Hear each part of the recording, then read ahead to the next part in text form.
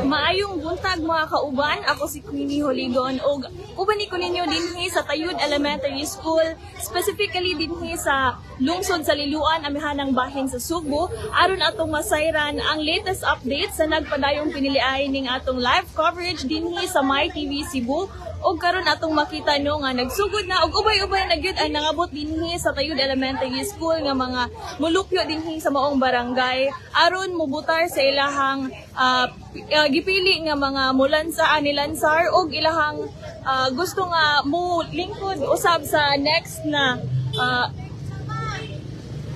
sunod nga tuig sa ato ang barangay officials. So karon na atong makita nga humana no, alas 7 na sa buntag, humana ang scheduled allowance time sa mga PWD, senior citizens, ug mga buntis. Ug aron ato makita no ang mga regular na mga citizens nanganhi naghinay-hinay nag-abot og naglinya ang mga kabatan-unan aron mubutar pud sa ilang SK.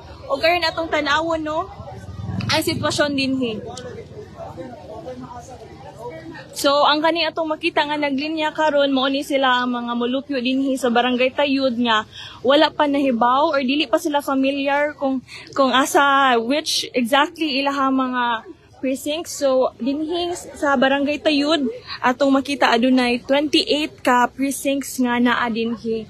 So, atong suruyon no kumusta ang sitwasyon dinhi sa mga barangay, sa mga clustered precincts.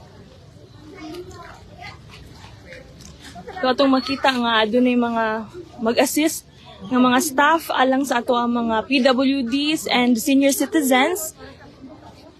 So aduna sila emergency accessible polling place or adunay designated place alang sa mga persons with disabilities, senior citizens o heavily pregnant nga mga women aron dili sila masagol sa naghuot nga mga precincts sa ubang classrooms.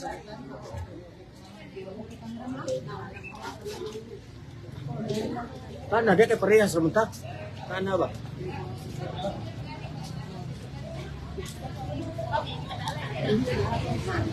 So mo nino makita nato nga nagbutar na ang ato ang mga senior citizens.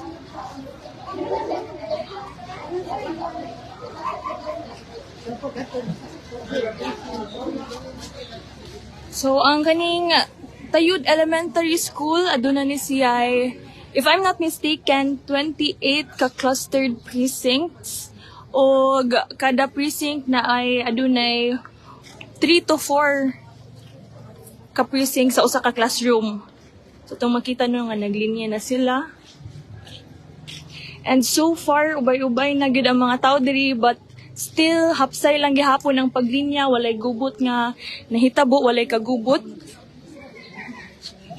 Aduna po uban nga nagtanaw pa nangita pa sa ilahang clustered precincts.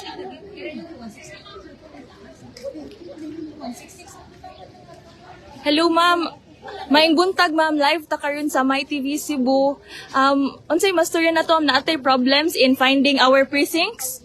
Or unsa man disorganized ba ang pagpangita nato unsa may problem ma'am? So far kanang first time pa lang ko nakakuan karon kaning first na mo ron sa iyo din man sa kuan na video or so far wala ko sa kuan kana organizer man. Organizer. First time voter ka ma'am? Actually kanang okay pero unsa man naglisod kag pangita kung asa imong precinct? Okay. For now. Kanang mga tanong ma'am, if okay, buntis ka ma'am? Naaman sila kuan dito, designated nga area for mga buntis and senior citizens. Basi naa dito pwede ka kaas ka na ang classroom. Thank you ma'am. Kasi panggay na to ma'am? Jenny Villa Esther. Okay, thank you ma'am Jenny. Okay, so mo to si Ma'am Jenny Villa Esther. As of the moment, medyo naglisod pa siya pangita no asa iyahang clustered precinct, asa siya na classroom. So mo tato na lang siyang guide nga ato sa naay assisted area for mga buntis.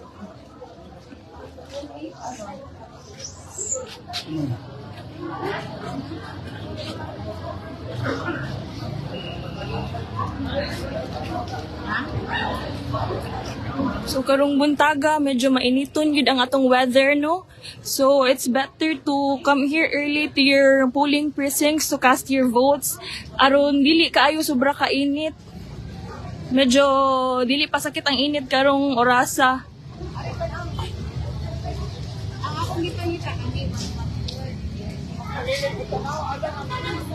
So kani sila ang mga botante nga nangutana pa sa ilahang mga clustered precincts.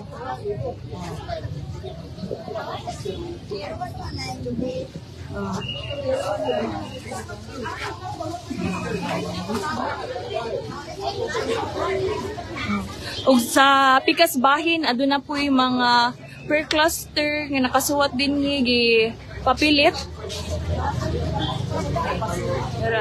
Kani sila o nangita pa sila silahang precinct.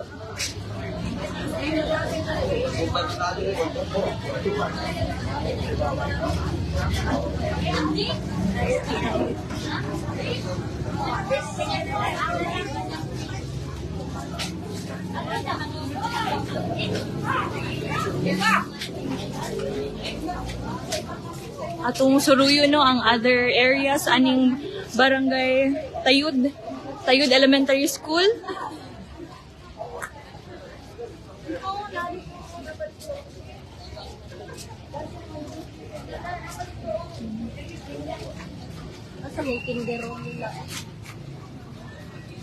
So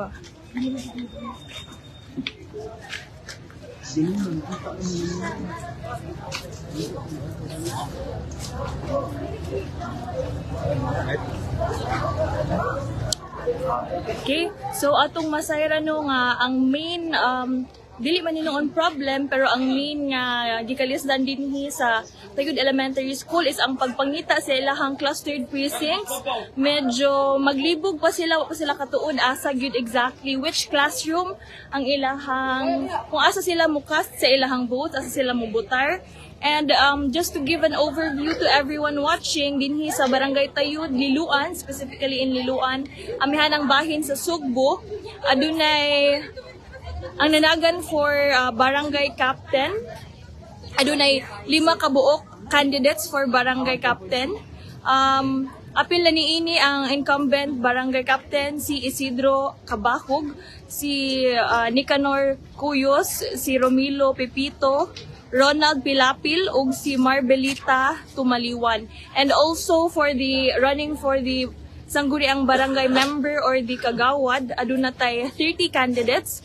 For our sangguniang kabataan, only one ang nidagan for chairperson, si Jerwel Cuyos, and 7 SK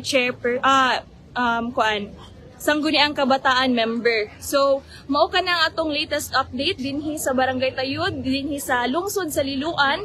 Maayong salamat sa pag-uban kanako ning atong live report mga kauban. Uban ta sa pagpakabana, uban ta sa kalambuan. Kini si Queenie Holigon alang sa BSKE 2023 sa My TV.